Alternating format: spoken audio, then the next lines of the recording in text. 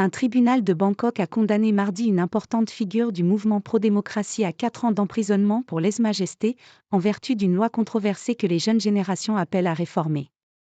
Une importante figure du mouvement pro-démocratie en Thaïlande a été condamnée, mardi 26 septembre, à 4 ans d'emprisonnement pour lèse-majesté, en vertu d'une loi contestée que les jeunes générations appellent en vain à réformer. Anon Nampa, aussi orthographié Arnon Nampa, un avocat de 39 ans, était poursuivi pour un discours prononcé en 2020 devant le monument de la démocratie à Bangkok, au pic des manifestations massives réclamant une refonte de la monarchie. Ce verdict s'inscrit dans un contexte de tension qui divise la Thaïlande où l'establishment militaro-royaliste, autoproclamé gardien des valeurs traditionnelles, affronte la montée d'un camp progressiste avide de changement. Les activistes pro-démocratie réclament notamment la suppression de la loi de lèse-majesté qui protège la puissante famille royale malgré le risque d'être poursuivis en vertu de ce texte qu'ils jugent trop sévère et hors de contrôle. L'article 112, comme il est connu en Thaïlande, punit jusqu'à 15 ans de prison toute insulte visant le roi ou sa famille. Son usage a été détourné pour cibler les opposants politiques ou dénoncer des organisations de défense des droits humains. C'est un sacrifice de ma liberté que je suis prêt à assumer. Anon Nampa a été condamné pour la première des 14 accusations de lèse-majesté qui le visent.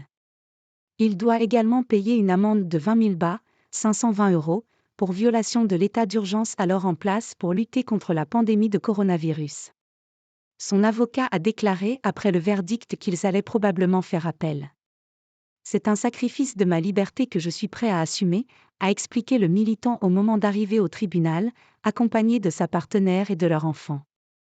Nous avons vu beaucoup de changements dans la politique thaïlandaise depuis le mouvement de 2020. Si je suis condamné à de la prison aujourd'hui mardi, ça serait pour beaucoup d'années mais ça vaudrait le coup, a-t-il poursuivi. Devant les journalistes, il a fait le salut à 3 doigts emprunté au film « Un Game » et réinterprété par les activistes comme un signe de défi à l'autorité royale. Des dizaines de militants ont apporté leur soutien à l'avocat devant le tribunal.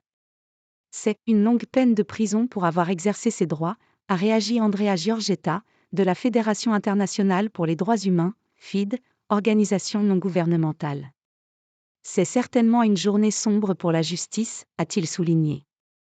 La suppression de l'article 112 remise en cause. Depuis le déclenchement des manifestations pro-démocratie, plus de 200 personnes, dont certaines mineures, ont été accusées d'avoir enfreint la loi de lèse-majesté. Plus de 1800 personnes ont aussi été poursuivies pour leur participation au mouvement, a précisé Shanatip Tatiyakaronoon, chercheur pour Amnesty International. Ces accusations sont l'héritage honteux du précédent gouvernement, dominé par les généraux, note de la rédaction, qui doit être résolue par le nouveau gouvernement.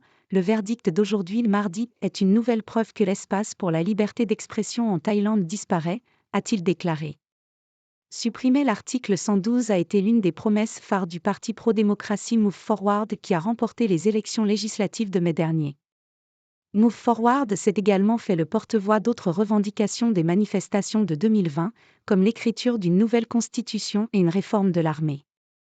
Mais la formation progressiste a été repoussée aux portes du pouvoir par le Sénat contrôlé par l'armée qui a rejeté son programme jugé trop radical, notamment sur la question du 112.